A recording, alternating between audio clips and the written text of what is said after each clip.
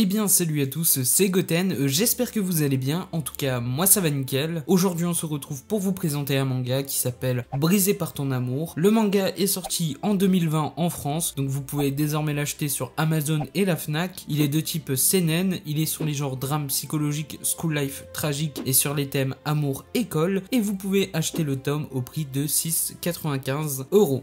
Bon, d'abord, si vous n'avez pas 16 ans, je vous déconseille ce manga, car il est assez trash et présente de la nudité, mais nous reviendrons sur ce point plus tard. Concernant le synopsis, on suit Kanae, une lycéenne qui pendant ses années de collège fut victime de harcèlement scolaire. Elle en reste traumatisée et fait donc une fixette sur ce que peuvent penser d'elle ses camarades de classe. Hors du lycée, elle assouvit ses désirs de reconnaissance en se prostituant pour des hommes plus âgés. Un jour, lors d'une sortie karaoké, elle fait la rencontre d'un certain Hiroshi. Celui-ci va la surprendre avec un de ses clients, mais cela ne va pas l'empêcher d'être gentil et de faire tout son possible pour aider Kanae. Celle-ci va finir par tomber amoureuse de lui, et de cet amour s'ensuit le début de nombreux événements tragiques. Quand j'ai commencé à lire le manga, je me suis dit « Oula, qu'est-ce que j'ai encore acheté moi ?» Et au final, c'est plutôt une impressionnante surprise. L'histoire est prenante et fait une critique de société pertinente sur les relations avec les uns et les autres. Malgré que ce soit trash et que l'œuvre présente de la nudité, ce sont ces deux points qui permettent de marquer le lecteur ainsi que de le faire s'interroger avec une sensation de malaise énorme. C'est pour cela que je vous déconseille de lire ce manga si vous êtes assez sensible. Il y a par exemple une scène de viol dès le tome 2, donc voilà, c'est quand même assez trash. Donc voilà, si vous êtes sensible et que vous avez moins de 16 ans, je vous déconseille de lire ce manga. Concernant les dessins, ils sont très propres, même si on notera que pas mal de personnages sont moches, c'est-à-dire que le chara-design de ces personnages sont là pour